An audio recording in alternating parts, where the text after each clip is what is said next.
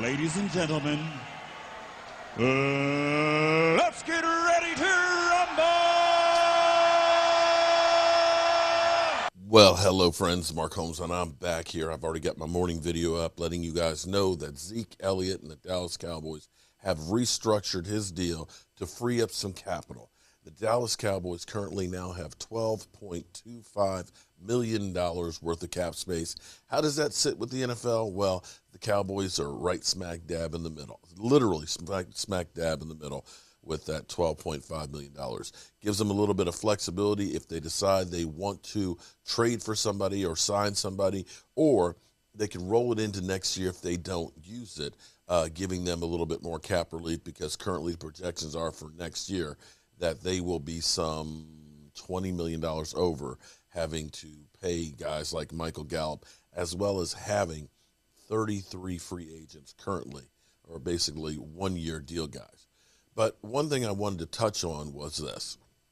Right now, a lot of people will say the Cowboys need to get experienced quarterback help, okay?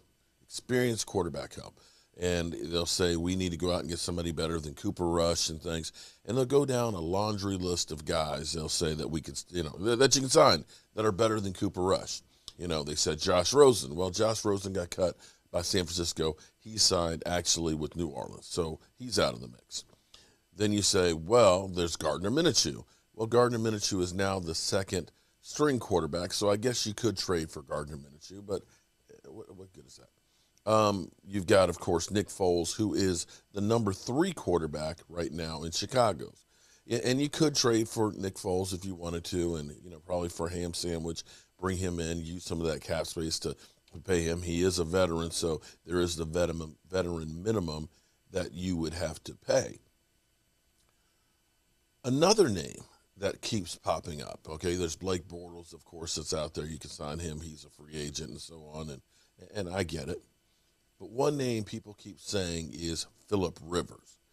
Go out and get Phillip Rivers. Now, Phillip Rivers, he is an NFL quarterback that's had success, won a lot of games, thrown for a lot of yards and things.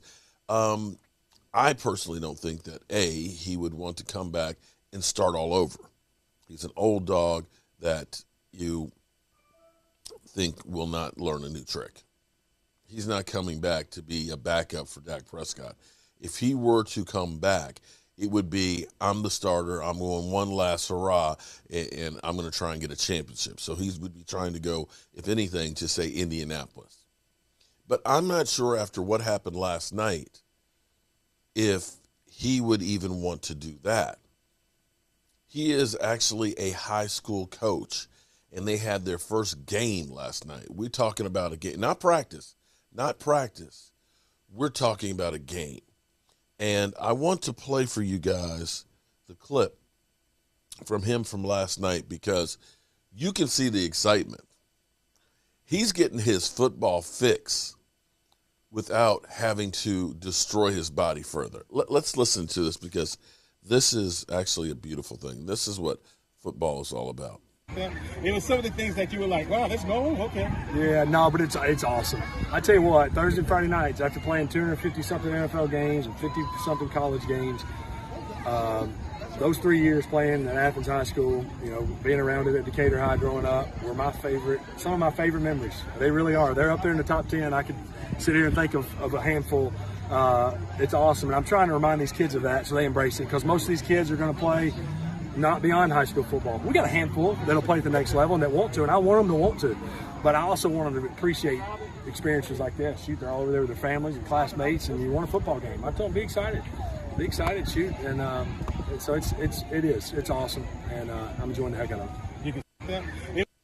He's enjoying the heck out of it, and he puts out that some of those games that he played in high school are some of the top 10 moments of his life. And looking after, like you said, 250 games and things, you look at that smile on that face. That does not look like somebody who's ready to go back and get hit. It does not look like a guy who's like, I'm okay going back and getting Khalil Mack to run me over. You can see the joy on his face and having success immediately, 49-0 victory for the first game. being a family man with all the kids and everything else, and being able to spend the time with them to teach the next generation, I think it's safe to say that Philip Rivers is not coming back to football. And this is great for Philip Rivers because so many times there's a big void in players that have played football. As he admitted, 3 years in high school, college, all the games he played in the pros, that it's always been football, football, football. And for some people that don't have that next thing where you're a Tony Romo, where, you're still broadcasting and studying and everything else, or a coach or an analyst and things, and you go back to regular life when you've never had a regular life, that transition is hell. Because now you got all this time. You've been used to training and studying and playing football. You don't get the adrenaline rush, and it becomes destructive for a lot of them. So I'm happy where Philip Rivers is. I don't think that Philip Rivers will be coming back to the NFL.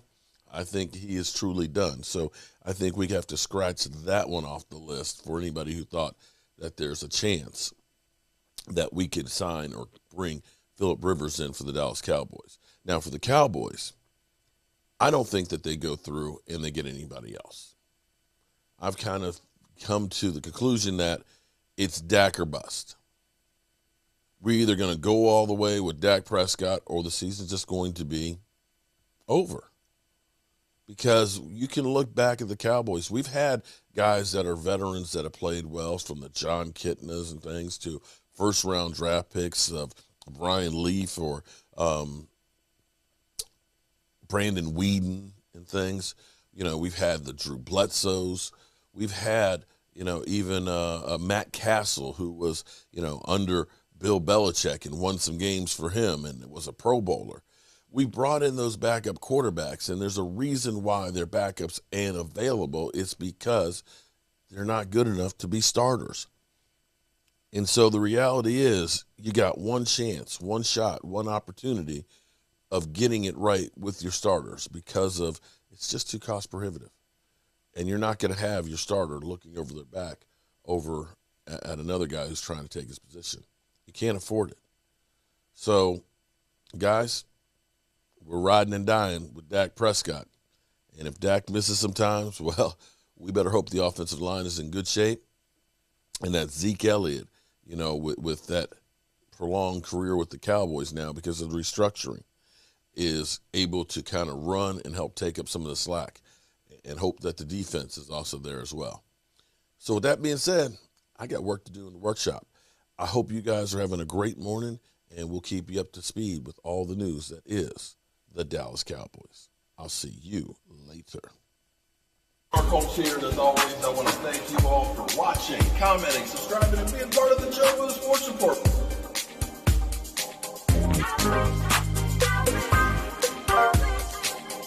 You did one hell of a job, and the only thing else I got to say is